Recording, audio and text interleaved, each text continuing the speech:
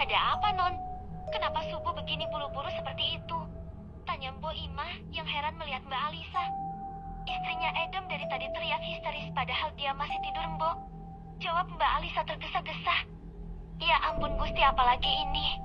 Ucap si Embok sambil berjalan mengikuti Mbak Alisa ke kamar kami. Dengan raut wajah yang khawatir, Mbak Alisa memberikan baskom yang berisi air itu kepada bapak mertuaku. Ini Pak airnya. Edem ambil rambut istrinya dan masukkan ke dalam air ini. Baik Pak. Sepertinya dia sudah datang kembali ke rumah ini karena mencium bau keturunan dari ibu. Maksud Bapak apa? Tanya Anita yang bingung. Di dalam perut Cinta ada cabang bayi yang mereka tunggu anak dari anak laki-laki ibumu yang tidak pernah bisa mereka jangkau. Karena Edem tidak bisa mereka ambil, jadi dia menunggu bayi ini.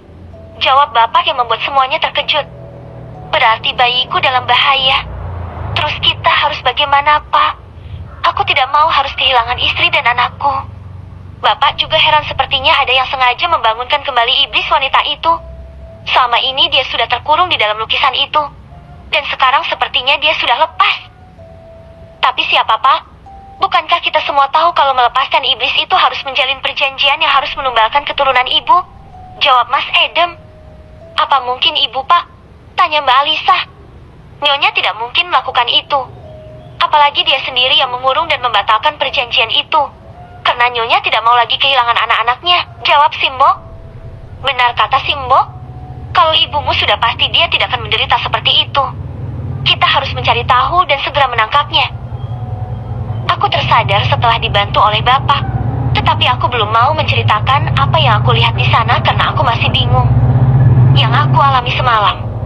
Pagi ini kami sarapan bersama. Aku memaksa Mas Edem untuk sarapan bersama karena dari tadi Mas Edem selalu menyuruhku sarapan di kamar. Di ruangan makan sekarang tinggal aku dan Mbak Alisa yang masih sarapan karena yang lainnya sudah selesai dan melakukan aktivitas mereka. Bagaimana keadaan kamu, Cinta? Tanya Mbak Alisa. Aku baik-baik saja, Mbak. Jawabku sopan. Mungkin itu pelajaran bagi kita yang suka terlalu ikut masuk ke dalam masalah orang. Ujar Mbak Alisa yang membuatku spontan melihatnya. Maksud Mbak apa? Masalah apa yang aku masukin? Tanyaku bingung. Tidak apa-apa kalau begitu Mbak dulu. Dia pergi begitu saja. Dalam hati aku bertanya-tanya apa masalah apa yang aku masukin terlalu dalam. Selamat membaca. Bab 4. Berkunjung rumah Abah. Siang ini aku berniat mengajak Mas Edem pergi ke pasar. Aku ingin membeli stok makanan yang sudah mulai menipis. Kemarin aku menyuruh Mbok Imah untuk mengecek persiapan makan. Bagaimana, udah siap? Kita berangkat sekarang ya, takut nanti kesiangan. Ucap Mas Edem sambil berlalu untuk menyiapkan mobil kami. Ya, walaupun kampung suamiku ini jauh dari perkotaan, tapi akses jalan sudah lumayan bagus jadi bisa dilalui kendaraan besar. Udah nih Mas, Mbak sama Bapak gak nitip apa gitu? Tanyaku yang sambil mengecek dompetku. Gak usah, soalnya Bapak hari ini mau ke rumah Pak Lurah. Ada rapat di sana. Mbak juga gak adakan hari ini, Mas Denny sama anak-anak mau datang. Ucap Mbak Alisa yang nampak bahagia. Tetapi sekilas aku melihat senyum yang sulit diartikan dari Mbak Alisa yang aku tidak tahu kenapa. Anita udah siap belum? Lama banget sih, tanya Mas Edem memanggil Anita, adik iparku yang juga ingin ikut. Iya, ini juga udah siap, bawel banget sih. Udah ayo, jawabnya yang cemberut. Kami berangkat dulu ya. Assalamualaikum, ucap kami kompak. Mobil mulai melaju melewati pagar rumah. Rumah mertuaku emang terletak paling ujung kampung nih, dan juga paling besar di kampung. Keluarga suamiku emang orang yang paling mampu di kampung ini. Mertuaku juga sangat diseganin. Sepanjang mobil melaju, sesekali kami menyapa para warga yang bertemu kami di jalan. Sama pi seketika omongan Anita yang membuat kami terkejut. Mas sama Mbak merasa aneh gak sama Mbak Alisa? Tanya Anita dengan serius. Aneh bagaimana? Perasaan biasa saja, jawab Mas Edem dengan santai. Tapi Mbak Alisa agak aneh kok, jawabku yang langsung dilirik oleh Mas Edem. Tuh kan Mbak Cinta aja bilang aneh. Anehnya gimana coba? Dari awal datang nih sampai sekarang, aku lihat Mbak Alisa suka menyendiri.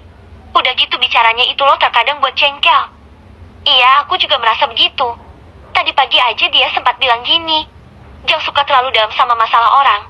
Kan aku jadi bingung Mas, gak ngerti apa maksudnya. Perasaan aku gak pernah ikut campur atau apa gitu sama masalah dia. Masa sih? Tapi Mas belum ada sih nangkap sikap anehnya Mbak Alisa. Nanti deh kita coba tanyakan ke Bapak. Kami pun langsung seketika diam. Perjalanan berlanjut ke daerah yang making ramai orang yang mungkin sebentar lagi kami akan sampai. Keadaan di pasar hari ini lumayan ramai. Ramai penduduk kampung yang berbelanja. Pasar ini memang terletak di tengah antar kampung satu dan kampung suamiku. Di pasar kami mulai mencari bahan-bahan keperluan untuk di rumah. Aku dan adik iparku sangat sibuk memilah bahan-bahan apa saja yang dibeli. Suami sama anak kamu kapan kesini, Nit? Tanya aku pada Anita. Sebenarnya mertuaku melarang kami membawa restu ke sini, Mbak. Jawab Anita yang membuatku ambigu. Lah emangnya kenapa? Siapa tahu dia juga pengen ketemu sama neneknya. Nah itu dia. Kami itu nggak pernah membawa anak kami pulang kampung. Kalau ibu sama bapak kangen ya mereka yang kesana. Aneh kok seperti itu. Nanti juga Mbak juga bakalan tahu. Sebenarnya bapak juga melarang Mbak datang ke sini. Apalagi sekarang Mbak lagi hamil begini. Lah emang kenapa? Kok Mbak jadi penasaran sih? Setelah selesai belanja, Ki memutuskan untuk bersantai dulu di warung yang menjual makanan dan minuman, sambil menunggu Mas Edem yang sedang membeli daging di arah pasar yang agak dalam. Karena untuk jualan sayur dan bumbu sama jualan daging-dagingan emang sengaja dipisah agar pasarnya tetap bersih. Aku dan adik iparku memesan bakso dan juga es cendol. Sambil menunggu pesanan kami datang, kami melanjutkan obrolan kami yang sempat terputus tadi. Nita, Mbak boleh tanya gak? Tanya apa, Mbak? Ruangan yang letaknya paling belakang yang terpisah dari bangunan rumah yang pintu ada ukiran itu. Ruangan apa sih? Tanya aku yang seketika membuat mata Anita terbelakang lebar. Lah Mbak tahu dari mana ruangan itu? Kemarin malam sebelum Mbak pingsan, Mbak mendengar ringkihan kuda. Mbak heran kenapa malam-malam gitu ada suara kuda. Mbak coba keluar sendiri soalnya mau bangunin Mas Edem tapi gak bangun-bangun. Mbak coba menyibak dikit tirai ruang depan mau lihat ada apa. Tapi belum juga Mbak melihat di luar Mbak udah dikejutkan dengan suara dari arah belakang. Ya Mbak coba cari tahu tapi anehnya gak ada siapa-siapa. Sampai Mbak sampai di ruangan itu. Terus Mbak ngapain? Mbak mau coba masuk tetapi pintunya digembok. Pas Mbak mau coba buka di belakang Mbak ada yang pegang dan benar aja hantu wajahnya hancur tepat berada di depan Mbak. Beneran Mbak? Ih jangan nakutin deh. Tanya Anita sambil bergedik ngeri. Ya benaran? Masa iya Mbak bohong sih? Wajahnya itu hancur semua itu kali kedua Mbak melihatnya. Sempat sekali di kamar ibu pas kita yang ibu histeris. Jeti itu yang membuat Mbak pingsan. Ih, aku harus kasih tahu Bapak nih Mbak sepertinya dia sengaja menampakkan diri ke Mbak. Aja deh kita omongin di rumah. Pesanan kami datang dan kami pun makan. Tetapi aku kurang bernafsu karena memikirkan ada apa sebenarnya kenapa terasa begitu rumit makai ke sini. Hayo, itu makanan dimakan sayang, bukan diaduk-aduk seperti itu. Ucap Mas Edem yang tiba-tiba sudah ada di samping kami. Ih, Mas buat kaget aja. Habis Mas perhatiin dari jauh kamu itu ngelamun, ada apa sih? Enggak kok Mas, mungkin capek kali. Kulirik adik iparku hanya diam saja sambil menyantap makanannya, tanpa mau berkomentar sedikit pun. Setelah dari pasar kami memutuskan untuk singgah ke kampung sebelah, ingin bersilaturahmi dengan Abah Ahmad dan Umi Aisyah orang tua angkat Mas Edem dan juga bekas kepala pesantren tempat aku dan Mas Edem belajar. Assalamualaikum, ucap kami bertiga bersamaan dan mendapat sahutan dari arah dalam. Waalaikumsalam, jawab seorang lelaki yang masih muda yang kira umurnya lebih muda dariku. Abah Amarnya ada? Tanya Mas Edem ramah dan disambut senyuman oleh pemuda tersebut. Abahnya lagi di belakang lagi ngasih makan ikan. Siapa, Liv? Tanya seorang wanita parubaya yang kami yakini Umi Aisyah. Assalamualaikum Umi. Jawabku yang langsung menyalami tangan Umi. Ya ampun Edem, cinta kapan kalian datang? Tanya Umi yang sambil memelukku dan juga Mas Edem. Udah beberapa hari ini Umi. Tadi dari pasar kita langsung singgah ke sini soalnya kangen sama Umi. Jawabku yang senang akhirnya bisa ketemu Umi. Setelah sekian lama tidak bertemu. Ya ampun Umi sama Pi lupa. Kita masuk dulu gak baik ngobrol di sini. Dan ini siapa? Tanya Umi yang menunjuk Anita. Saya adiknya Mas Edem Umi. Anita? Jawab Anita sambil bersalaman dengan Umi. Setelah Setelah itu kami bertiga masuk ke dalam, yang kemudian disambut oleh Abah yang baru tiba dari belakang rumah. Kami mengobrol di ruang tengah rumah Abah. Kurasa enak sekali udara di rumah Abah, jauh berbeda dengan rumah mertuaku. Kedatangan kami ternyata sudah ditunggu oleh Abah dan Umi karena mereka merasakan sesuatu yang besar akan terjadi kepada kami. Aku pun menceritakan apa yang aku alami di rumah mertuaku. Kulihat Mas Edem terkejut dan memandangku sendu. Abah tahu kalian anak-anaknya udah pada tahu kenapa ini semua terjadi, dan mungkin kalian merasa sudah aman karena iblis itu dikurung oleh Abah waktu itu. Tapi ada yang harus kalian tahu, iblis itu tidak akan tinggal diam. Dia akan terus mencari cara untuk bisa lepas dari kurungannya, ujar Abah yang membuat kami terdiam. Tapi Abah, bukankah dengan kami tidak menikmati hasil dari semua itu, kami akan tetap selamat? Tanya suamiku yang membuatku mulai paham dengan alurnya. Maaf, jadi dugaan cinta benar. Selama ini ibu sudah melakukan pemujaan atau pesugihan kepada iblis itu, dan apakah yang disembah ibu wanita cantik yang ada di lukisan itu? Tanyaku yang disambut tanggukan kecil dari Abah dan Umi. Abah tahu kamu mungkin sudah tahu tentang ini, tapi harus kamu tahu kalau kamu sekarang dalam bahaya besar cinta, ucap Abah yang membuatku terkejut. Maksud Abah apa? Mereka mengincar bayi yang kau kandung, jawab Umi yang membuatku langsung memegang perutku. Lain di rumah Abah, lain lagi di rumah mertuaku. Dengan bersenandung lagu Jawa kuno, seorang yang memakai topeng menaburkan bunga di sekeliling ibu mertuaku yang sakit, menghidup lupa sambil membaca sesuatu. Bagaimana, apa kau suka? Tapi kau tenang saja, sebentar lagi penderitaanmu akan segera berakhir. Suara orang bertopeng yang berbicara kepada ibu mertuaku. Setelah dia melakukan ritual itu, beberapa makhluk yang bermacam jenis berdatangan di kamar itu. Karena sore emang sudah berganti menjadi malam. Makhluk yang menyeramkan itu menjilat seluruh tubuh ibu mertuaku. Secara perlahan mereka merayap di tubuh ibu mertuaku. Bagi siapa yang bisa melihatnya, pasti akan merasa sangat jijik dengan penampakan itu. Hah? Ini belum seberapa. Nanti tunggu bulan purnama semuanya akan menjadi lebih menarik lagi. Kerjakan tugas kalian, setelah itu kalian boleh pergi mencari tumbal yang sudah aku sediakan untuk kalian, ucap orang itu sambil terus berkomat kamit. Sungguh sesuatu yang sangat mengerikan, bau dupa yang sangat menyengat, dan tembang Jawa yang membuat bulu kuduk berdiri cukup membuat suasana semakin mencekam. Kami pamit dulu, Abah, dan kami akan tunggu kedatangan Abah. Kami sangat berharap bantuan Abah karena cuma Abah dan Umi yang bisa membantu kami, ucap Mas Edem dengan penuh pengharapan. Pulanglah hati-hati di jalan, ingat, jangan pernah keluar dari mobil kalian, walau apapun yang gak terjadi, dan jangan hiraukan. Karena itu semua adalah tipu muslihat, ucap Abah yang selalu kami ingat. Setelah mencium tangan Abah dan Umi dan mengucapkan salam, kami langsung pulang. Hari sudah malam kala kami keluar dari rumah Abah.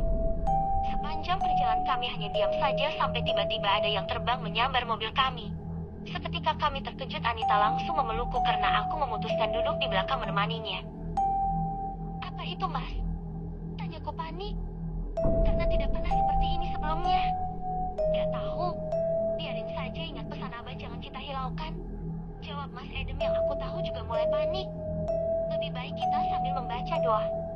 Aku seketika mengeluarkan handphoneku, membuka aplikasi suara bacaan doa. Kami mengikuti bacaan doa itu untuk menguatkan iman kami, semoga terhindar dari hal tidak baik. Mas, itu kita udah sampai persimpangan, tapi kok sepertinya sepi banget ya. Biasanya jam segini masih ramai loh yang berkeliaran, tanya Anita yang diiyalah oleh kami.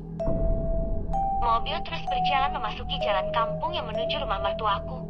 Lantunan ayat-ayat suci masih menggema dari handphoneku. Ini pada gak ada yang jaga malam ya? Kok tumben pos ronda gak ada yang jaga? Iya, aneh. Biasanya masih ramai yang jaga, tapi ini satu aja gak ada. Mas Edem terus melakukan mobilnya. Tiba-tiba sekitar 4 buah rumah dari pos ronda kami melihat ramai orang berkerumun, tidak tahu melihat apa, tapi sepertinya mereka sangat serius. Maaf, ada apa ini? Aku ramai-ramai gini? Tanya suamiku kepada salah satu warga yang ada di situ. Itu Mas, ada yang meninggal. Tapi meninggalnya gak wajar banget, jawab warga tersebut. Emang meninggalnya bagaimana, Pak? Matanya melotot ke atas, Mbak. Udah gitu badannya gosong seperti habis terbakar, padahal dia tidak terbakar. Aneh kan? Masa sih, Pak? Kenapa kita turun dulu untuk melihatnya, Mas? Gak enak juga. Gak perlu deh, ini sudah malam, kita langsung pulang aja. Lagian aku masih ingat apa kata Abah. Kami pun akhirnya memutuskan melanjutkan perjalanan kami pulang. Rumah yang berada di ujung membuat kami agak lumayan lama sampai di rumah. Pintu pagar dibuka oleh Pak Umar, penjaga rumah sekaligus tukang kebun. Dia menyapa kami, setelah itu mobil kami segera mungkin masuk ke halaman. Ingat apa yang terjadi hari ini, hanya kita saja yang tahu. Kalau ditanya bilang aja kita mampir untuk makan malam, jangan sampai Mbak Alisa tahu, oke? Ucap Anita, adik iparku yang mengingatkan kami. Oke, jawabku serentak dengan Mas Edem. Kami turun dari mobil. Sekilas terdengar suara anak-anak yang sedang bermain dan juga suara orang tertawa. Ternyata Mas Danu dan anak-anak Mbak Alisa sudah datang dan mereka langsung menyambut kami yang baru pulang. Kulihat Mbak Alisa memperhatikan kami dari kami masuk ke rumah. Kenapa malam gini baru pulang? Tanya Mbak Alisa yang membuat kami terpaku sesaat. Kami tadi singgah makan dulu, Mbak. Soalnya malas lagi kalau makan di rumah mumpung keluar juga. Jawab adik iparku dengan lantang. Oh, Embo ambil belanjaan yang di mobil ya. Simpan ke depan, nanti bagian lauknya langsung simpan di kulkas aja ya. Ucapku yang langsung dilaksanakan Mbok Imah. Kapan datang, Mas? Tanya Mas Edem kepada suami Mbak Alisa. Tadi sore, Dam, soalnya anak-anak sudah kangen sama mamaknya. Jawab Mas Danu sambil tersenyum. Oh ya, Nik, suami sama anakmu kapan datang? Kan kita bisa kumpul-kumpul keluarga sekalian. Ujar Mbak Alisa sambil senyum. Kalau Mas Wisnu besok dia datang. Jawab Anita dengan santai. Mas, aku masuk kamar dulu ya. Badanku lengket rasanya. Ucapku yang langsung menuju kamar. Malam ini setelah mandi, Mas Edem langsung memasang barang untuk pelindung yang diberi Abah tadi. Dia memasangnya di pintu masuk dan juga jendela. Begitu juga dengan Anita, dia juga memasang barang yang diberikan Abah. Malam ini terasa begitu sunyi, terasa dingin membuat orang enggan untuk bangun.